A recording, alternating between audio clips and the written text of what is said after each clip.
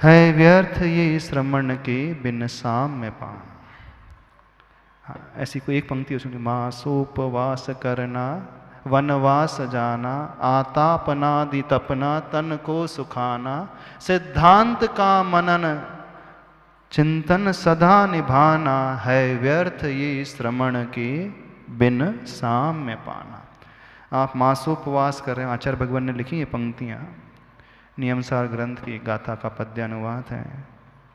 किम काह दीवनवासो काय किलेसो विचित्त उपवासो अध्ययन मौन पवदी समदा रहिस समणस। यानी महीने महीने भर का उपवास कर रहे हैं, वनवास में जाकर के तपस्या कर रहे हैं, आतापन आदि वह योग लगा रहे हैं, सूर्य के सामने मुख करके पर्वत की चोटी पर खड़े हैं और तन को एकदम सुखा दिया है, मौन धारण किया है, शास्त्र का स्वाध्याय बहुत चल रहा है और रसों का त्याग तो कहना ही क्या, 6 रसों का त्याग, नमक मीठा खट्टा चरपरा कसायला सबका त्याग, घी दूध दही सबका त्याग, सब व्यर्थ है। कब व्यर्थ है? बिना समता के, बिना निर्विकल्पता के।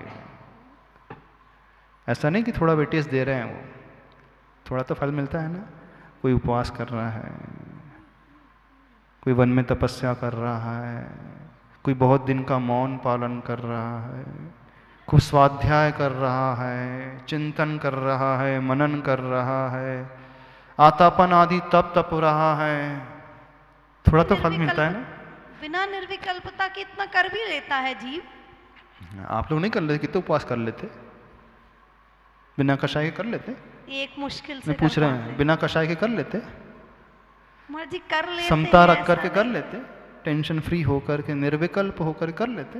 मर्जी करते हैं तो अपने आप समता आती है, मतलब ऐसा अच्छा, लगता करते है तो समता आती कि शांति कषाय भड़कती है? नहीं, कई लोगों की उपवास में देखना कैसी भड़कती है, भड़कती है ना। हाँ भड़कती, वो बोले भड़कती है, देखो। और खूब नींद आती है, खूब नींद आती है, बोले खूब सोते हैं, बोले उपवास के दिन तो बढ़िया घोड़े बेच करके सोते हैं। मर्जी जिस दिन व्रत रहेगा या उपवास रहेगा अपने आप अच्छे भाव होते हैं। समता है तो सारी साधना है, निर्विकल्पता है तो सारा धर्म है। इसके अभाव में सब व्यर्थ। व्यर्थ मीन्स वेस्टेज, कोई उसकी वैल्यू नहीं, कुछ भी वैल्यू नहीं। थोड़ा बहुत पिंड मिल जाए बोले कुछ नहीं, कोई कीमत ही नहीं। तो ये सही धर्म है, बाकी तो सब असत धर्म है। सद्धर्म नहीं है, असत धर्म है।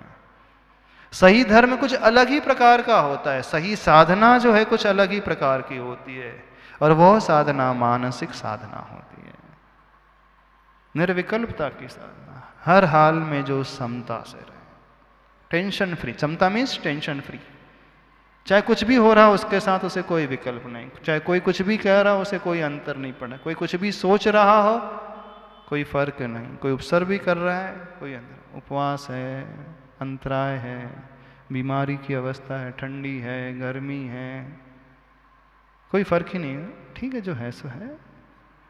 किस दम पे? कर्म का विपाक है, कर्म का उदय है। जैसा मेरे कर्म में लिखा वैसा फल मिले, उसमें क्या टेंशन लेना। ये सही धर्म है। जब जिसकी धारणा, जिसकी भावना इस प्रकार की होती है, वह व्यक्ति फिर अपने आप व्यवहार का सारा धर्म अच्छे से करता चला जाता है। फिर वो पांचों ही व्रतों को पालते चले जाता है जिसे धर्म कहा है। फिर वो क्षमा धर्म, वो मार्दव धर्म, वो आर्जव, वो शौच, वो सत्य, संयम, तप, त्याग, आकिंचन, ब्रह्मचर्य, सब उसके अपने आप होते चले जाएंगे। ज़्यादा से ज़्यादा मेहनत नहीं करना पड़ेगा, क्योंकि उसकी वृत्ति ही ऐसी होते चले जा रही है, उसकी सोच ही जो है इस प्रकार से होते चले जा रही है। यदि ऐसी सोच है तो मानना हमने कुछ किया है। तो प्रभु ने जो साधना की थी वह समीचीन धर्म की, उस पर उन्होंने राज किया था।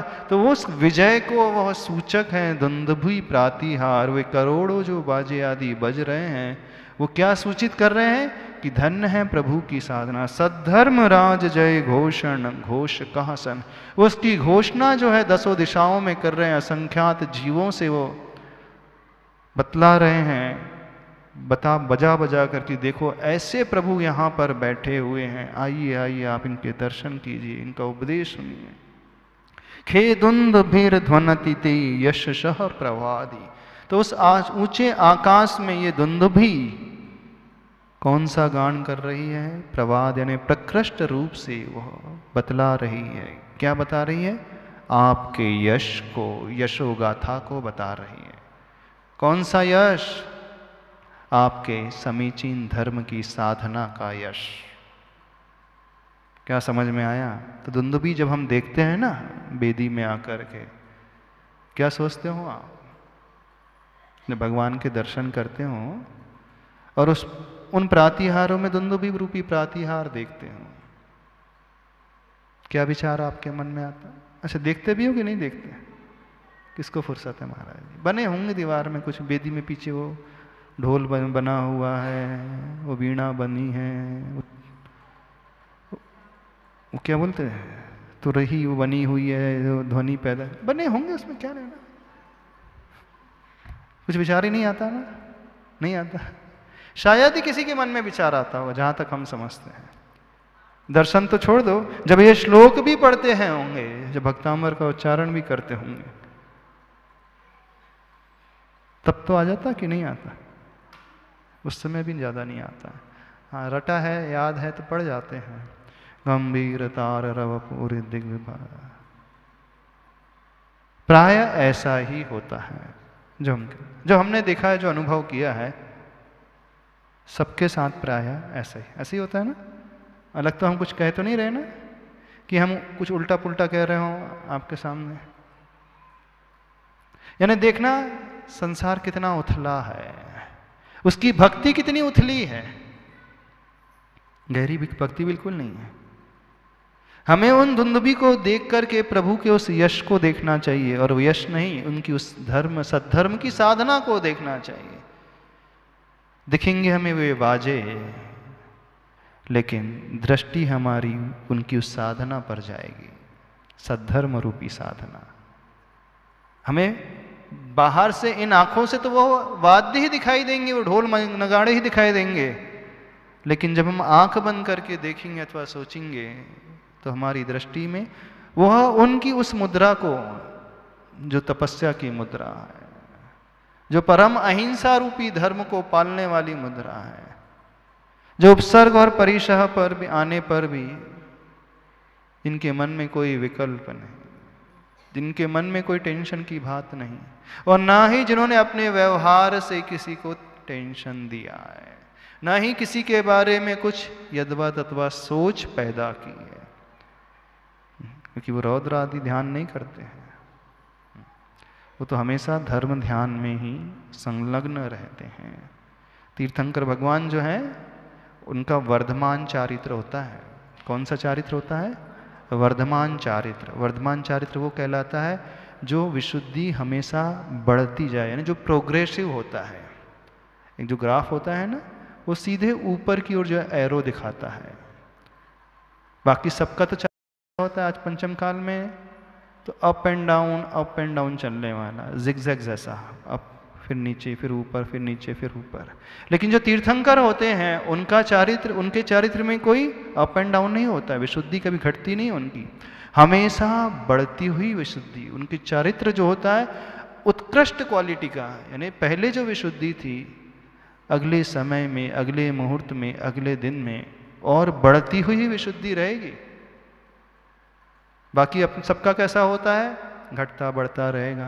होता है ना सबके साथ। जैसे आपने कोई नियम लिया हो, कभी तो बहुत अच्छा लगता है, कभी आप जाप देते हैं तो बहुत अच्छा लगता है, कभी आप पूजा करते हैं तो बहुत अच्छा मन लगता है, लेकिन क्या होता है कभी कभी बिल्कुल मन ही नहीं लगता, घर बार याद आने लगता है, इधर उधर की बातें याद आने लगती हैं। भले ही मंदिर में बैठे हैं, जाप दे रहे हैं, लेकिन मन में इधर उधर के विकल्प ही पैदा होते रहते हैं, यानी मन बिल्कुल उस ओर सही तरीके से लगता ही नहीं। लेकिन तीर्थंकर भगवान जो आदिनाथ भगवान है, उनका चारित्र वर्धमान चारित्र, ऊपर बढ़ता हुआ चारित्र, चारित्र बढ़ने का मतलब 5 व्रत तो वही रहेंगे, 5 महाव्रत। ऐसा नहीं कि फिर 6 महाव्रत हो जाएंगे, 7 महाव्रत, व्रत तो वही रहेंगे, लेकिन विशुद्धि बढ़ते चले। विशुद्धि किसे कहते हैं? जहां हमारे कषायों की एकदम मंदता हो जाती है, कोई विकल्प जिसके मन में पैदा ही नहीं होता है, वो विशुद्धि वाला स्थान कहलाता है। यानी निर्विकल्प, टेंशन फ्री अवस्था, टेंशन फ्रीनेस को बोलते हैं विशुद्धि। किसी प्रकार का न ही गुस्से का भाव, न अभिमान का भाव, न किसी को ठगने का भाव, न किसी को झूठ बोलने का भाव, न कोई तृष्णा का भाव। तो चारों कषायों के जो भाव होते हैं ना, चारों कषाय के निमित्त से जो उठने वाले परिणाम हैं, वो परिणाम उत्तरोत्तर उज्ज्वलता को लिए हुए होते हैं, तो उसे कहते हैं विशुद्धि। और संक्लेश किसे कहते हैं? जहाँ टेंशन पैदा हो गया तो उसका नाम है संक्लेश। तो प्राय जितने भी साधक होते हैं तो उनका जो चारित्र होता है घटता बढ़ता हुआ, विशुद्धि घटती बढ़ती रहती है। लेकिन तीर्थंकर भगवान का जो चारित्र होता है हमेशा बढ़ता हुआ ही, अच्छा और अच्छा और अच्छा और अच्छा और अच्छा। उनमें कभी जो है डाउनफॉल नहीं आएगा, थोड़ा सा भी मूवमेंट ऐसा नहीं, उनका ग्राफ थोड़ा सा भी ऐसा नहीं होगा, हमेशा ऊपर ऊपर ऊपर ऊपर ऊपर ऊपर बढ़ता हुआ रहेगा। ये ऐसी विशुद्धि को रखे हुए वो होते हैं, तो यह सद्धर्म कहलाता है। क्या कहलाता है? समीचीन धर्म।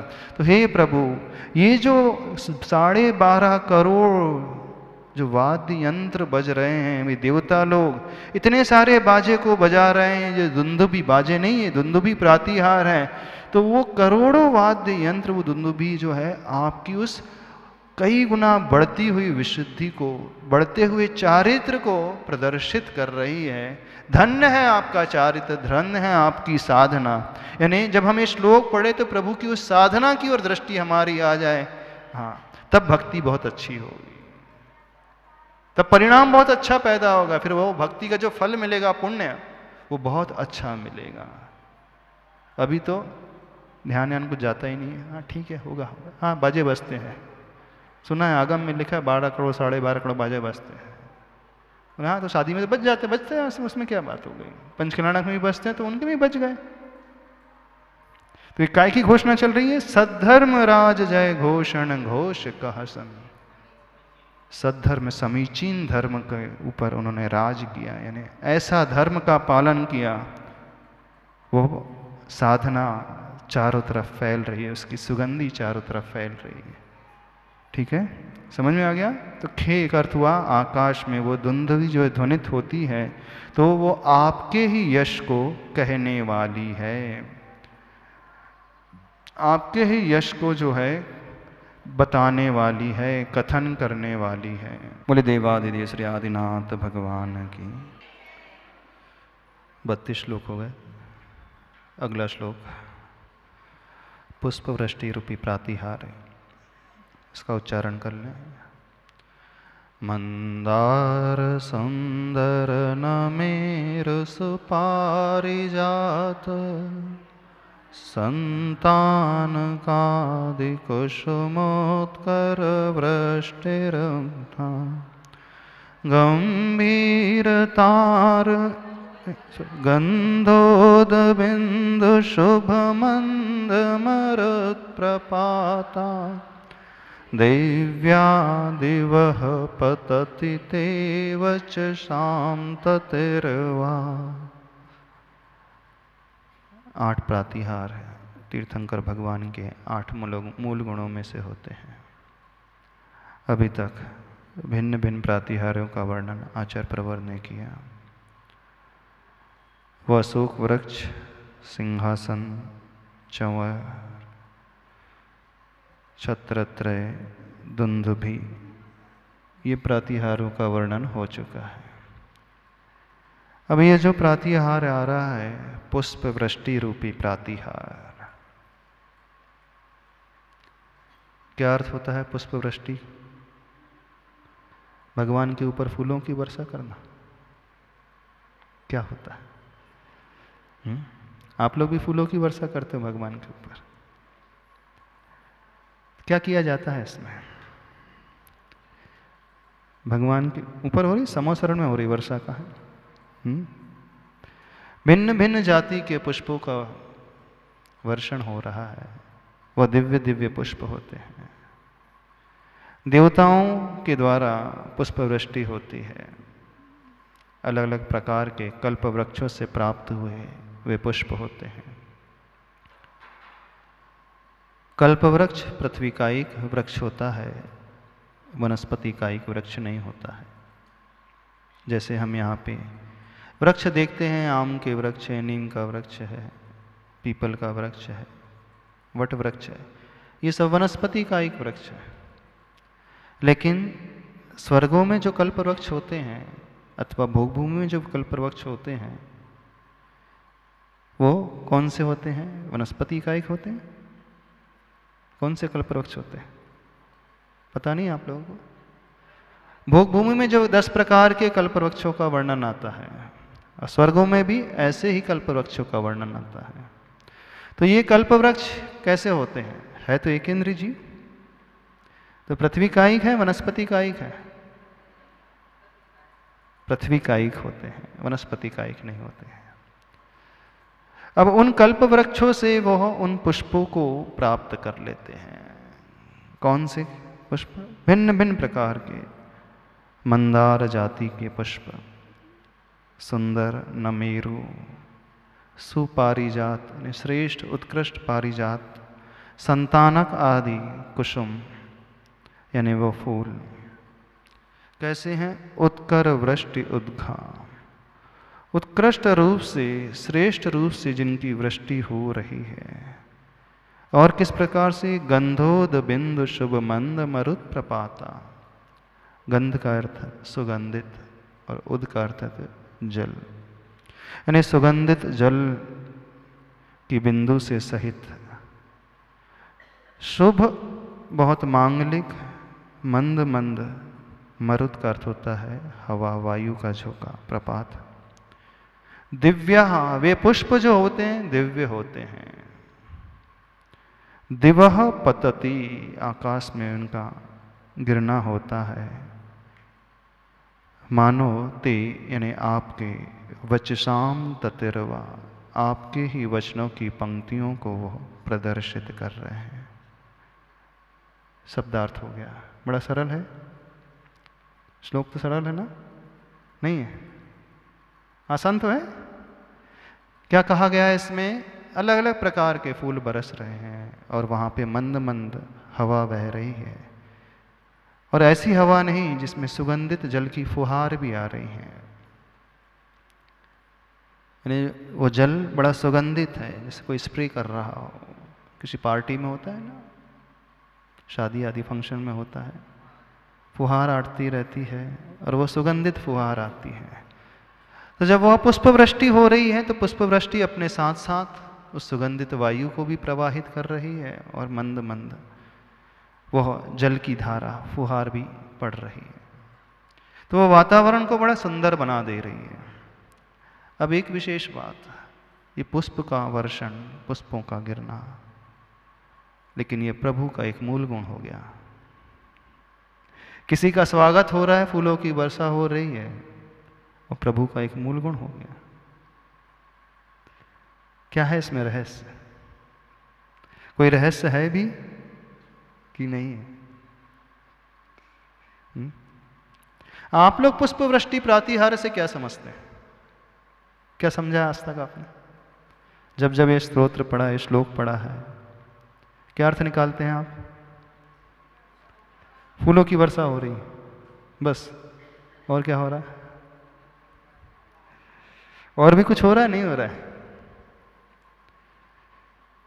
फूलों की वर्षा क्यों हो रही है? अब ये सामान्य अर्थ है, इसके पीछे रहस्य क्या है? फूल जो होते हैं सुगंधित होते हैं। सुगंधी जो प्रतीक होती है वो गुणों का प्रतीक होती है।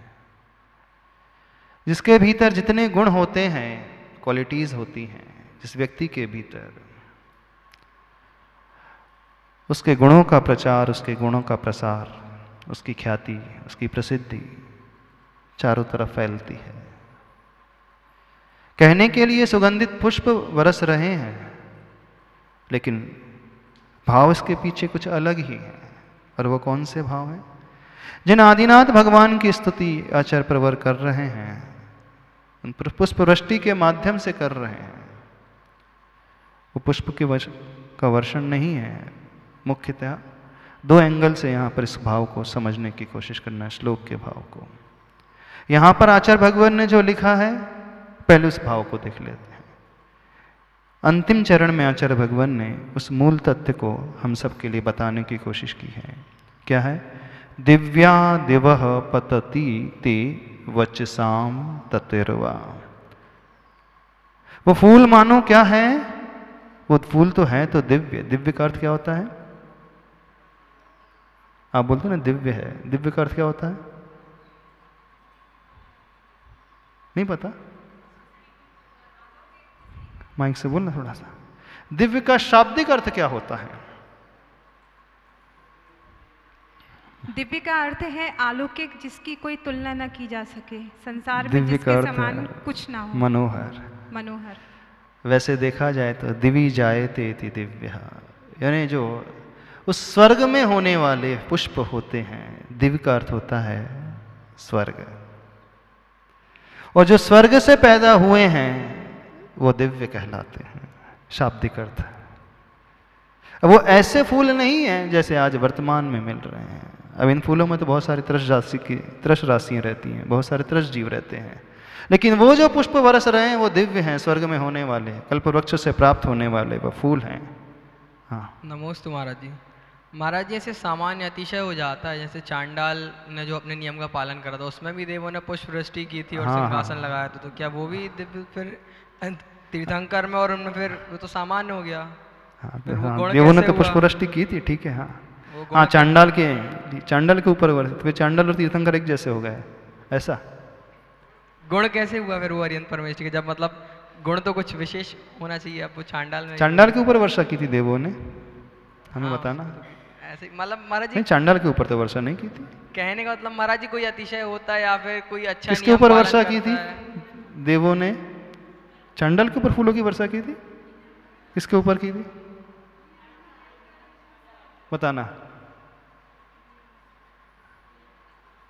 नियम पालन करा था अच्छे से। चांडाल के ऊपर वर्षा नहीं हुई थी। महाराज जी इस बात को समझना। देखने में तो वही आता है कि चांडाल के ऊपर। नहीं नहीं, चांडाल के ऊपर तो हुई नहीं। यदि चांडाल के ऊपर होना होती तो हमेशा होना था। जब से वो चांडाल था तब तक से होना चाहिए था। यहाँ तो चांडाल की बात ही नहीं है।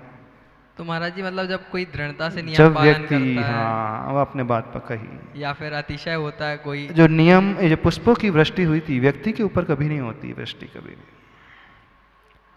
भी। व्यक्ति की दृढ़ श्रद्धा के ऊपर, दृढ़ त्याग के ऊपर, अटूट जो उसका विश्वास है, जो मरने के लिए तैयार हो गए थे अपने नियम के लिए, लेकिन तोड़ा नहीं उसने।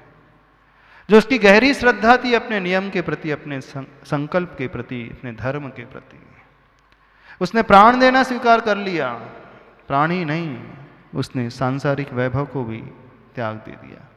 और राजकुमार का जो वैभव, जो राजकुमार सोने चांदी के हीरे जवाहरात के जो हार आदि, मुकुट आदि, बाजूबंद आदि, कड़ा आदि, जो भी आभूषण वो पहना था, सारा का सारा, यदि वह उस समय अपना नियम तोड़ देता तो सारे के सारे आभूषण उसको मिल जाते, उसके सारे जीवन की गरीबी दूर हो जाती। पहले तो उस चांडाल ने उस लोभ को त्यागा, क्योंकि चांडाल के लिए वो हीरे जवाहरात सबसे बड़ी धरोहर मानी जाती है। दूसरी बात, उसने उसे ही नहीं छोड़ा, उसने उस समय भी नियम नहीं तोड़ा जब उसे मृत्यु दंड दे दिया गया। उस सरोवर में पटक डलवाने की आज्ञा राजा के द्वारा जब प्रेषित हो गई, तब भी उसने उसे तोड़ना स्वीकार नहीं किया। यानी नियम के लिए वो इतना दृढ़ता से डटा रहा, चाहे कुछ भी हो जाए।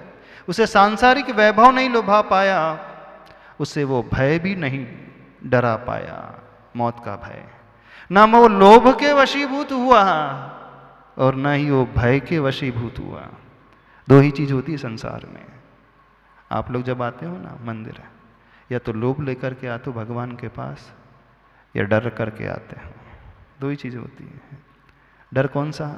बीमारी का डर है, परेशानी का डर है, उससे ऊपर उठने का, अथवा भविष्य में मुझे ये मिल जाए उसका लोभ है। अधिकतर संसारी व्यक्ति जो आते हैं भक्ति करने के लिए, लोभ अथवा भय, दो ही कारण को लेकर के वो भक्ति करते हैं।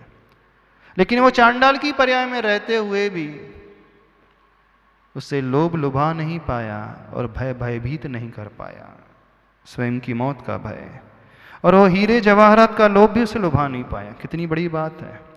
जब वह इसके लिए तैयार हो गया, मरने के लिए भी तैयार हो गया, तो उसका जो समर्पण है, उसकी जो दृढ़ प्रतिज्ञा थी, उसे देख करके देवताओं को भी मजबूर होना पड़ा पुष्प वृष्टि करने के लिए, रत्न वृष्टि करने के लिए। तो यहाँ पर तीर्थंकर के ऊपर समोसरण में जो पुष्प वृष्टि हो रही है, तीर्थंकर भगवान के ऊपर नहीं होती है। किसके ऊपर होती?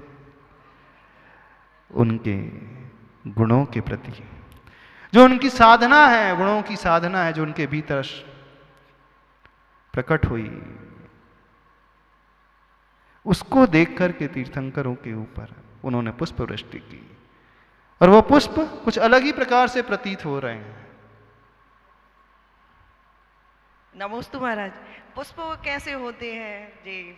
मतलब हम सब पुष्प में अटक गए हैं। हरे होते, नीले होते, पीले होते, गुलाबी होते, सफ़ेद होते, चंपा के होते, चमेली के होते, गुलाब के होते, कमल के होते हैं, पृथ्वी कायिक होते हैं, वनस्पति कायिक होते हैं, उसमें भौरे भी मंडराते हैं कि नहीं मंडराते हैं। आगम में तो ये भी वर्णना था, इतने सुगंधित पुष्प होते हैं जहाँ पुष्पों की वर्षा होती है, मात्र पुष्प ही नहीं बरसते हैं, बल्कि उन पुष्पों की सुगंधी से वहाँ पर भौरे भी उत्पन्न हो जाते हैं।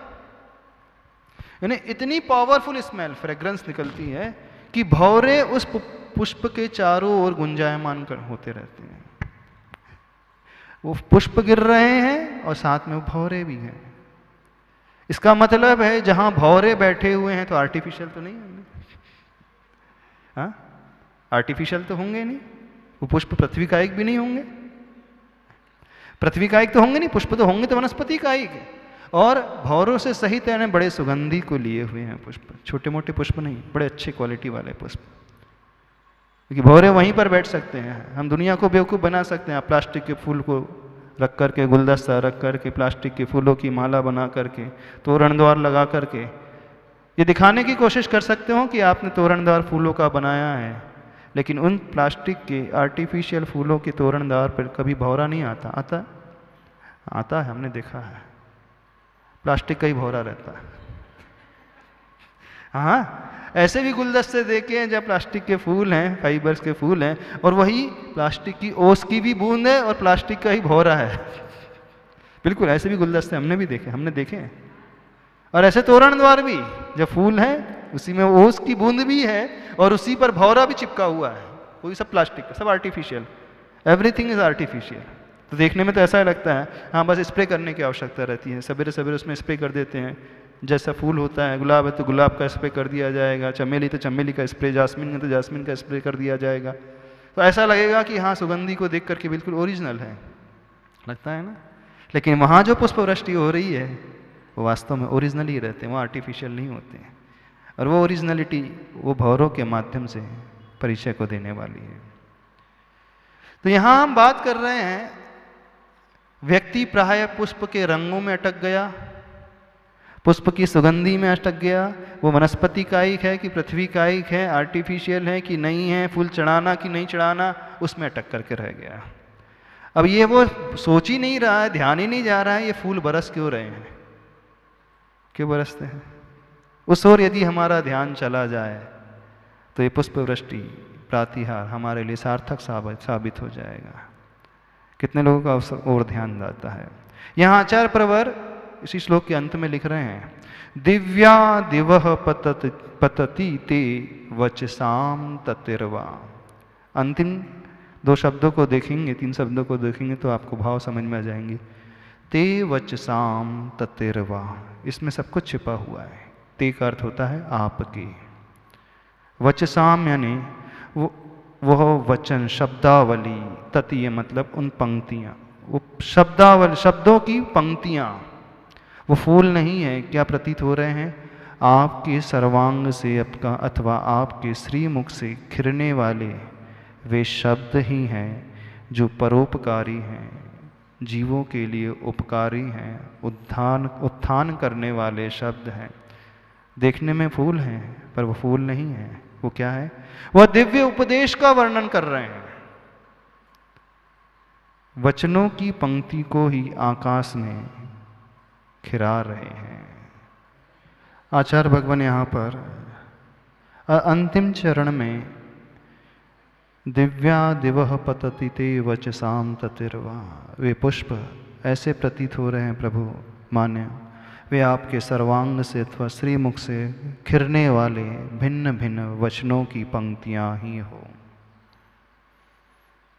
भगवान के वचन पुष्प नहीं है। भगवान के वचन कैसे होते हैं? जब आप वेदी में आकर के पुष्पवृष्टि को देखते हो नहीं देखते? कैसे दर्शन करते भगवान के? अच्छा, भगवान की मूर्ति इतनी बड़ी जो दिखते नहीं है, ऐसा दिखते तो हैं। फूल दिखते हैं ना रंग बिरंगे, वेदी में चमकते फूल नजर तो आ रहे? नहीं आ रहे? आ तो रहे। पीछे जो देखो, वेदी के पीछे देखो, वो विमान में देवता बैठे हैं, अपने हाथ को ऐसा कर रहे हैं और उसमें से फूल झड़ रहे हैं। झड़ रहे हैं? नहीं झड़ रहे? झड़ रहे हैं ना? नहीं झड़ रहे? देखो, अच्छे गौर से देखो, वो फूल नहीं है, प्रभु के वचनों की पंक्तियां हैं, शब्दों की पंक्तियां हैं, उपदेश की पंक्तियां हैं। कैसे वो उपदेश है? कैसा उपदेश होता है? कैसे वचन फिरते हैं प्रभु के? कल्याणकारी वचन, उत्थान कराने वाले वचन, ऊपर उठाने वाले वचन। जो उनके उपदेश को सुन लेता है, अंतरंग से एक बार भी सुन ले, तो उसका जीवन बदल जाएगा, पूरा का पूरा परिवर्तित हो जाएगा। नजर आता है? नहीं आता? आप लोग तो उसी में अटके। हाँ, मंदार जाति के पुष्प बरस रहे हैं, सुंदर पुष्प है, और नमेरु जाति और पारिजात जाति के प्रश्न इस पे अटके हैं ना। सुपारिजात लिखा है, बोले ने उत्कृष्ट पारिजात, अच्छे पारिजात के, छोटे मोटे नहीं। और क्या है? संतानक आदि कुसुम, उस प्रकार के वो वृक्ष, उद्घा यानी उत्कृष्ट, गंधोद बिंदु, गंध सुगंधित जल, सुगंधित वायु से मिश्रित वे पुष्प बरस रहे हैं। अब हमें इनसे क्या शिक्षा लेना है? हमारी भक्ति में वो विशेषता कैसे आ जाए? इस पुष्प वृष्टि रूपी प्रातिहार से कैसे आएगी? जब हम उन रंग बिरंगी फूलों को, सुगंधित फूलों को देखें, तो हमारे मन में वो भाव आ जाए। एक भाव जो होता है फूलों का, वह सुगंधि का प्रतीक होता है। सुगंधि से अर्थ यहाँ पे गुणों को लेना। दृष्टि हमारी प्रभु के गुणों की ओर आ जाए। जो व्यक्ति जितना गुणवान होता है, जितना क्वालिटी वाला होता है, उसकी सुगंध अपने आप फैलते चले जाती है। हमारी दृष्टि में प्रभु के गुण आते हैं। दूसरा पक्ष है, कितने गुण हैं भगवान के? बताना हमें, कितने गुण हैं? कितने हैं? 1 2 3 4 5 6 7 18,000 सील के दोषों से रहित 84 लाख अनंत गुण। अनंत। चलो 108 गुणों के नाम बताओ। अनंत को छोड़ दो, अभी अनंत की अपन बात नहीं कर रहे। चलो 8 ही गुणों के नाम बता दो। कितने? बोलते तो सभी अनंत गुण हैं। चलो 8 गुणों के नाम बता दो। हाँ, बस अनंत चतुष्टय से अलावा कुछ नहीं बता पाओगे। ज्ञान, दर्शन, सुख और वीर, इसके अलावा अष्ट प्रातिहार नहीं। अभी हम गुणों की बात कर रहे हैं, आत्माश्रित गुणों की बात कर रहे हैं। अभी हम शरीर आश्रित गुणों की बात नहीं कर रहे हैं, देवों के द्वारा पैदा किए हुए गुणों की बात नहीं कर रहे हैं, वो जन्म के अतिशय वाले गुणों की बात नहीं कर रहे हैं, केवल ज्ञान के गुणों की बात कर रहे हैं, जो केवल ज्ञान उत्पन्न होने के बाद पैदा होने के बाद जो उनकी आत्मा से आश्रित है, आत्मा के आधार से उत्पन्न हुए वो वाले गुण है, तो वो भी आत्मा से ही डिपेंड है, पर वो इनडायरेक्टली है। उनकी बात जो अंतरंग वाले हैं क्या है? यदि उस ओर दृष्टि चले जाए, अधिकांश लोगों की दृष्टि नहीं जाती है, बिल्कुल नहीं जाती है। नमोस्तु महर्षि। हाँ। अनंत दर्शन, अनंत ज्ञान, हाँ। अनंत सुख, अनंत वीर। हाँ, बस 4 ही तो सबको याद है, इसके अलावा यही तो है, इसके अलावा और नहीं है। अनंत गुण नहीं है भगवान ने, अनंत गुण है। और तो फिर तो चार के अलावा क्या है, वही तो हम जानना इसी में चाहते सभी समाहित है। तो समय तो 5वें नंबर का बता दो, चलो ठीक है। अव्यावाहत वो तो सिद्धों का है। इसी में समाहित है, लेकिन वो तो सिद्धों का अव्याबाद गुण आदि। हाँ तो 4 तो है, 5वां बताओ, 5वां पूछ रहे हैं। बता दो, नहीं पता ना, बड़ा सरल तरीका आपको बताते हैं। दोषों का अभाव करते चले जाओ, गुण अपने आप दिखते चले जाएंगे।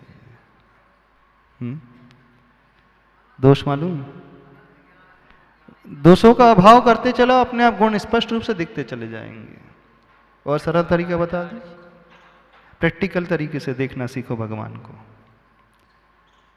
लिखी वाली बात अभी भूल जाओ थोड़ी देर के लिए। जो दोषों को पढ़ सकता है वही गुणों को भी देख सकता है।